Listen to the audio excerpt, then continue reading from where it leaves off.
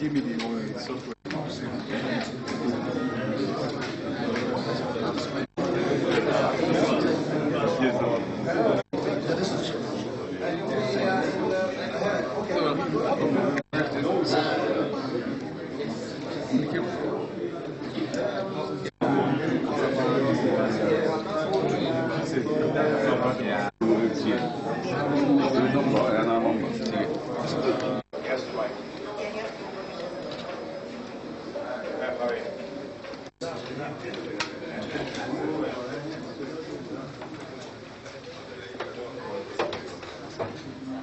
Welcome. Hey, hi.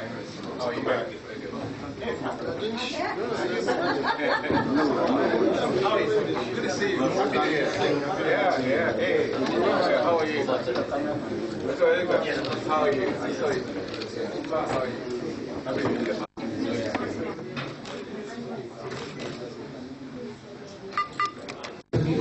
Your source, and then you vote for the Minister of Rest of Communities.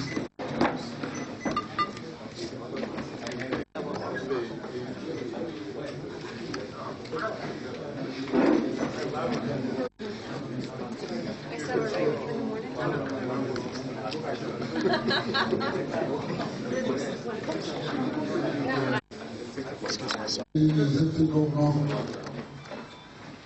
of Kogi State. Honorable Minister, just before your in a sketchy form, while they were invited, we didn't give them details. We said the Honorable Minister and the Governor will speak to them on why we are here. I don't want to waste our time, sir. I want to invite the Honorable Minister.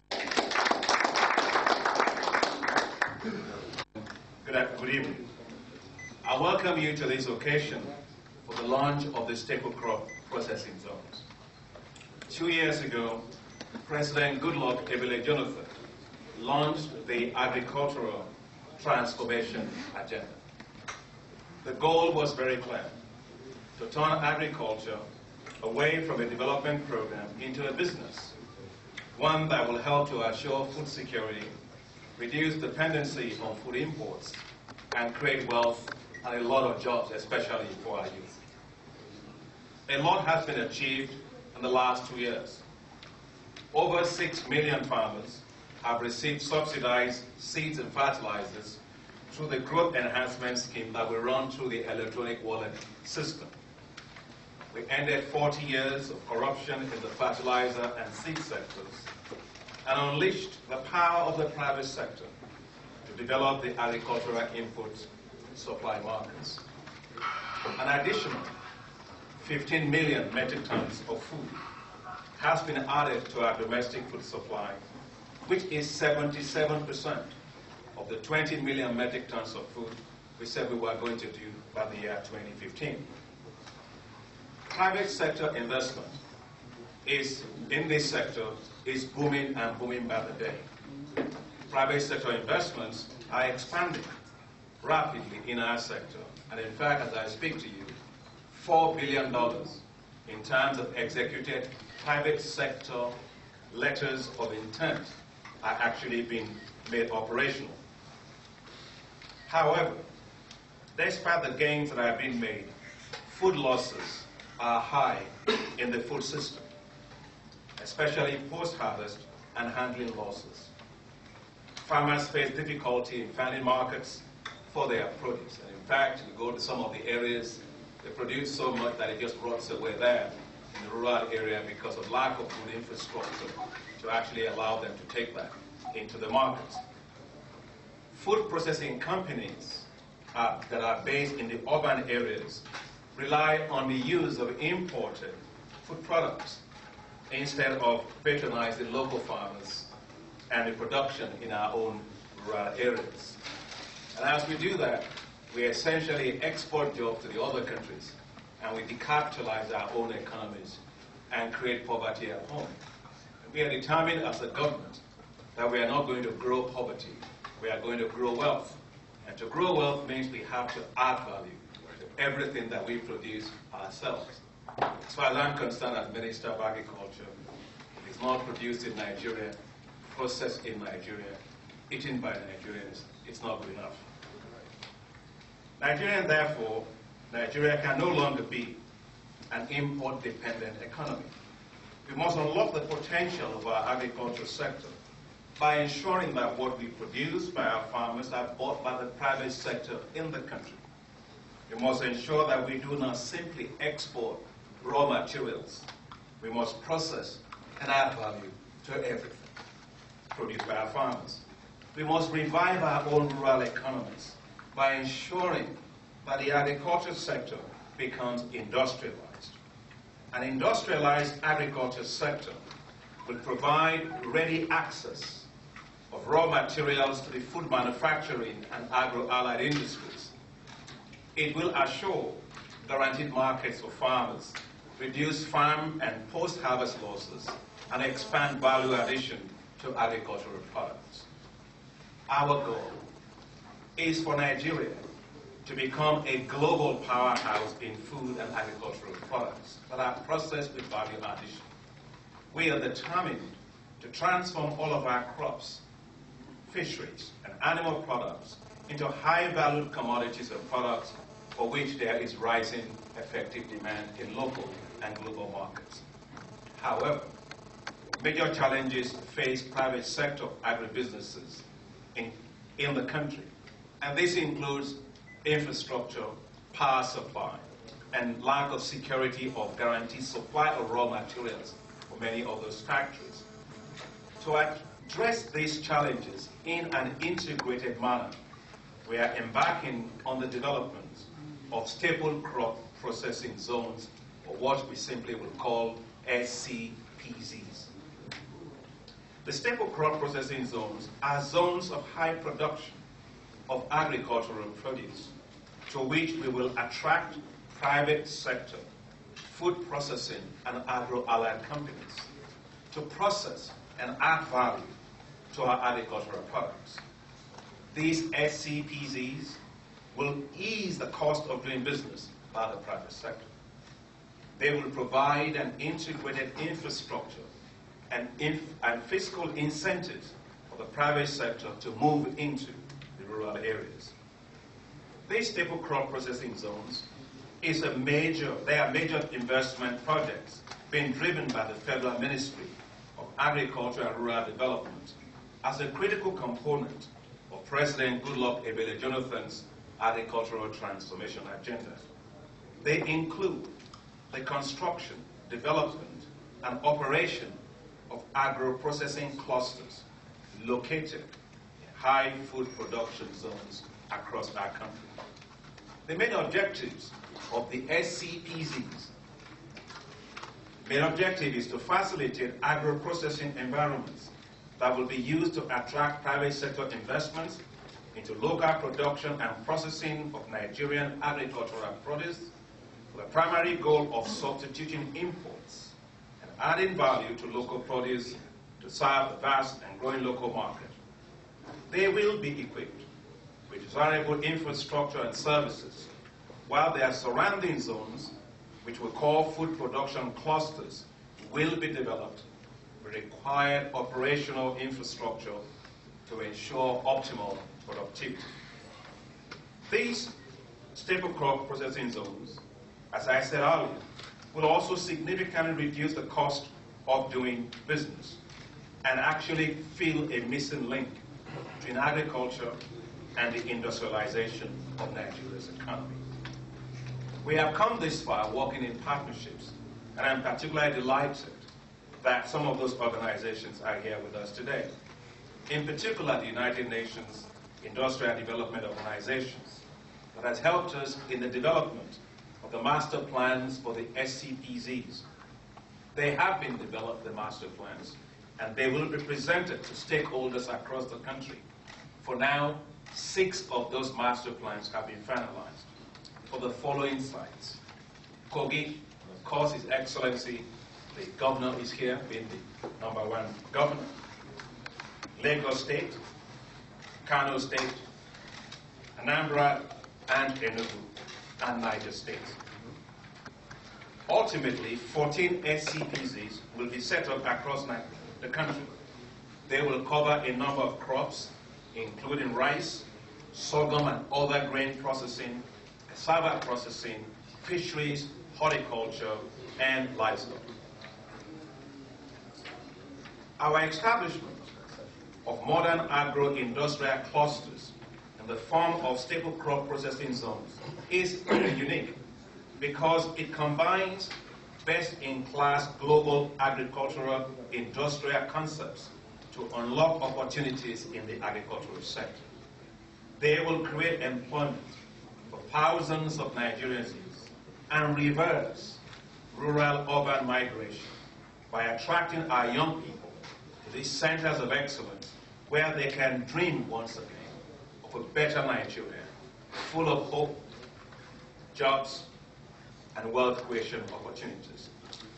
What will the impacts be?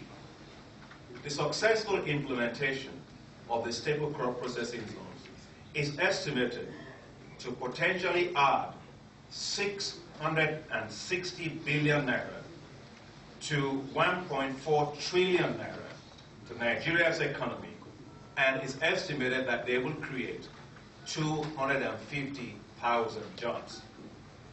The Alakpe Staple Crop Processing Zone, which is in Kogi State, is being piloted as a center for excellence for cassava production and processing. Private sector investors have already started showing significant interest in the Alakpe Scpz. Cargill, and I have here the vice chairman of Cargill, the leading global food manufacturing company, is exploring the establishment of a world-class cassava processing facility in Nigeria. Their senior executives are all here, being led by their vice chairman. The Federal Ministry of Agriculture and Rural Development has been working very actively with the government of Kogi State to ensure the success of the rollout of Alakpe Scpz. Your Excellency, the Governor, I would like to thank you very much, sir, for your passion, your commitment, your dedication to ensure that this Scpz takes off the ground. And the reason I'm actually excited is because you're a pilot, and pilots fly very fast. And so you're actually taking off very, very fast. And I think your experience as a pilot is going to give us safe landing. The proposed Alakpe Scpz in Kogi State will focus on the production of starch and sweeteners from cassava. It is expected to produce 62,000 metric tons of starch, 45,000 metric tons of sweeteners, utilize about 720,000 metric tons of cassava roots, and of course, create income impact of about $90 million to the economy of Kogi State, which is very, very important in terms of internally generated revenue for the state. But it's not only Kogi State. Other Scpzs are being developed simultaneously around the country. Dancer Food, which is part of the Dangote Group, is leading as the anchor investor for the Scpz in Kadawa in Kano State, where they're going to focus on rice and focus on tomato processing. The Flour Mills of Nigeria has commenced plans to process cassava into high-quality cassava flour and sweeteners in Ososa, Scpz in Ogun State. To revive the economy in our rural areas, these staple crop processing zones will be complemented with what we call the establishment of agro-industrial towns. These agro-industrial towns will develop social infrastructure, including housing, all those schools and things that are necessary for the young people to stay in the rural areas. In fact, I know that once these ones are up and running, I myself may actually move to these areas because they're going to be fantastic areas for our young people to work in, particularly the young commercial farmers, because we have to reduce rural-urban migration that we currently have in the country. And the way to do that is to make sure rural areas more viable for our folks to actually live in. But let me be very clear. The development of the staple crop processing zones will not displace smallholder farmers and their communities. To the contrary, they are being developed to include smallholder farmers with active participation of communities. All private sector investors must align with the FAO voluntary guidelines of responsible investments, which will be domesticated, of course, in Nigeria. We need mutually beneficial partnerships. There must be good governance, transparency, accountability, equity, fairness in all investments. The government will not allow any private investor to create poverty in rural areas, displace farmers from their lands, or marginalized communities. We want shared prosperity with wealth creation, not extraction of benefits for private gains that marginalizes communities. Therefore, the communities must know their legal rights and share in the growing prosperity from private investments. No land grabs will be allowed. The development of Scpz has received huge support from international organizations. I want to particularly thank the following: the World Bank, the DFID, particularly the GEMS 3 program, the Africa Development Bank, the International Fund for Agricultural Development, IFAD, the United Nations Industrial Development Organization, UNIDO, United Nations Development Program, UNDP, and the Bill and Melinda Gates Foundation, as well as USAID, that have provided a huge amount of support for us. I am really delighted that all of these organizations have put together $2 billion of support behind the agricultural transformation agenda, which of course includes these staple crop processing zones. Your Excellency, the Governor, the Federal Ministry of Agriculture is delighted to be in partnership with you, the government of the Kogi State government, and with CAGIO, as we formally launch the development of the staple crop processing zones to modernize Nigeria's agriculture and to drive new growth for the economy. So let the work begin. Thank you very much.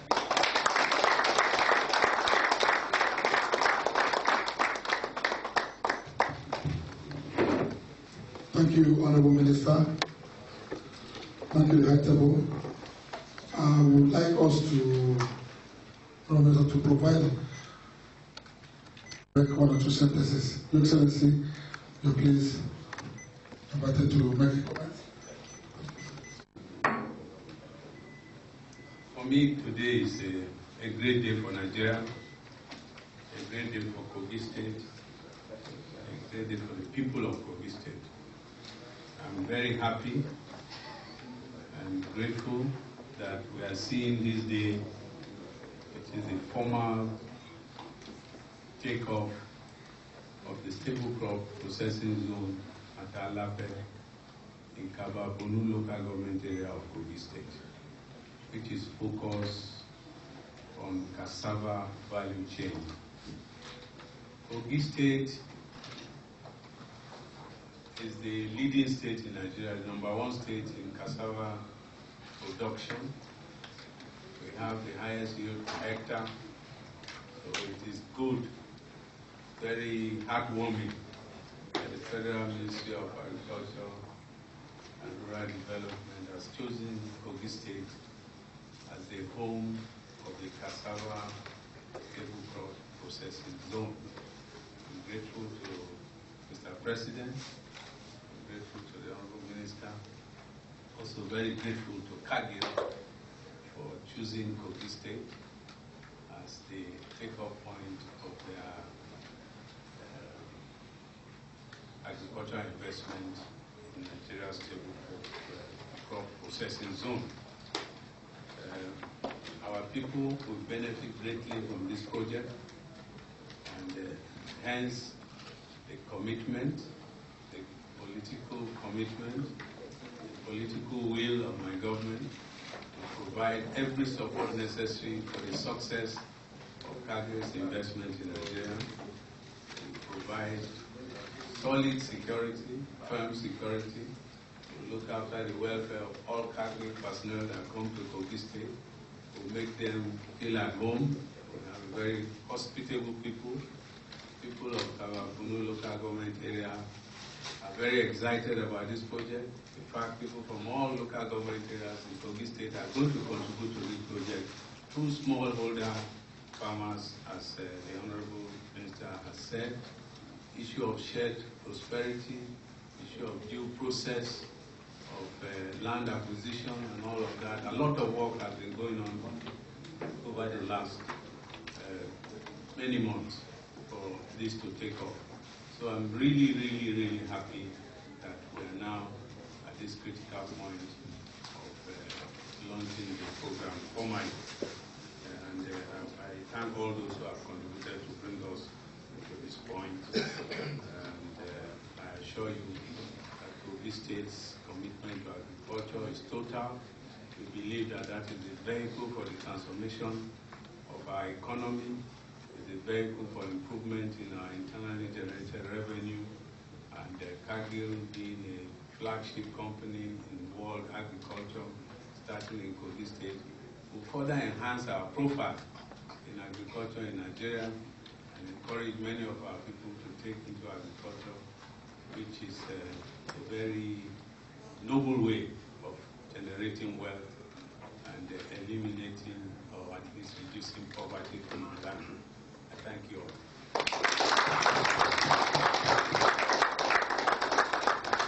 Without hearing from Mr. Usman Daure of African Development Bank, please, I just invite first. On behalf of Mali François Marinelli,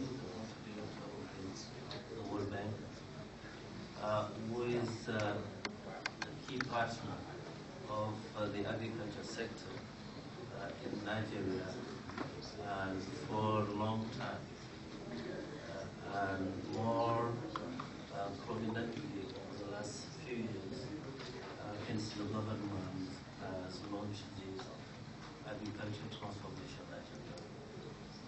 The World Bank very swiftly responded to this strategy, which is an unprecedented one in the continent. Well articulated, identifying key issues and targeting solutions that really reach farmers and which are of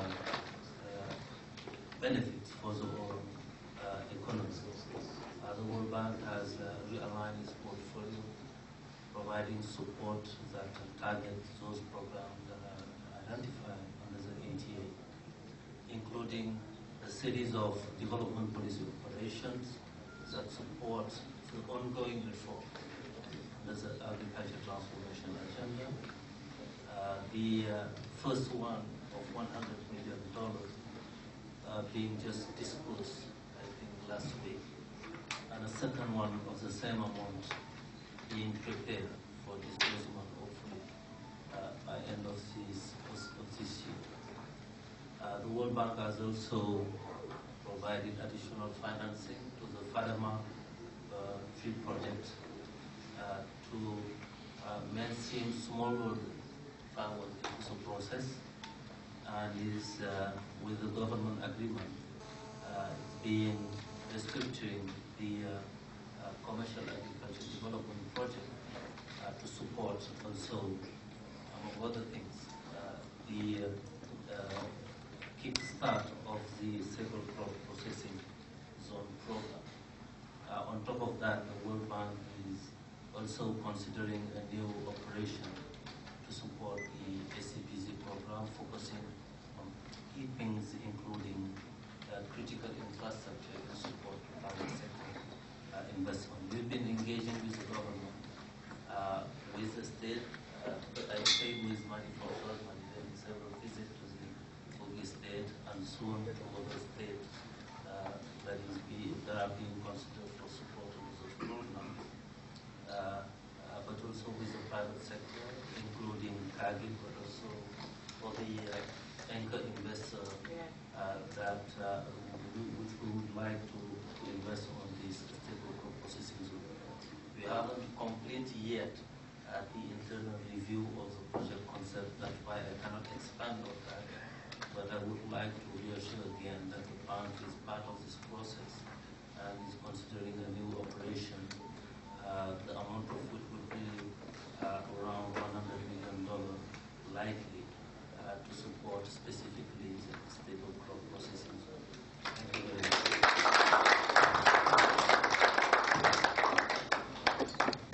Development Bank to reaffirm our commitment to this important program, which is giving a new model for approach to agricultural development on the continent. You are well aware that our President, Dr. Kaberuka, when he was here a couple of months ago, reiterated the bank's complete support, which led 2 months later to the approval by our board of $152 million for phase 1 of our support to the agricultural transformation agenda in this country. Today, Honorable Minister, I would like to address one question because, as you know, we are a bank that did not have to wait for the master plan to be elaborated. We went ahead, we proceeded in launching our support to 4 state crop processing zones. I'd like to address the issue of Kogi State because clearly the issue came up that why Kogi was not one of the Scpz that the bank was supporting. It clearly was not the intention. In fact, if you look at the program itself that the bank has approved, it has 3 components. And Kogi, which has a Scpz focused on cassava development project, is clearly into component 2. Now, we understand component 2 has to do with outreach, getting clearly the commodities development value chain. But what we are trying to do is to contemplate the infrastructure component for that Scpz, important Scpz in Kogi State. I'm here to tell you that the bank is already committed to really bringing this component of the program in Kogi State. We are waiting for the government, Honorable Minister, this is for you, to receive the funding request, which would allow us to really bring this infrastructure development component into being. It's true that for the infrastructure part, the bank has several ways of approaching this. We have both our concessional window, ADF, our non-concessional window, ADB.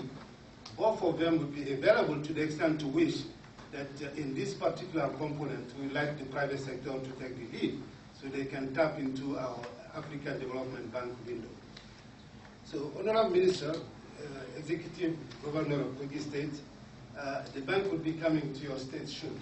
My colleague, the Director of the Agriculture, was here a couple of weeks and met the Honorable Minister and bring the big bank commitment toward approaching the challenge that is before us regarding your state. So I won't be elaborating much, just to say that we are already at the implementation phase of this phase 1. Phase 1 is supposed to lead eventually to phase 2, where we will get more private sector involvement, which will bring the bank total contribution to the agricultural transformation agenda to about $500 million US. I would like to, on behalf of Dr. Kaberuka, who incidentally will be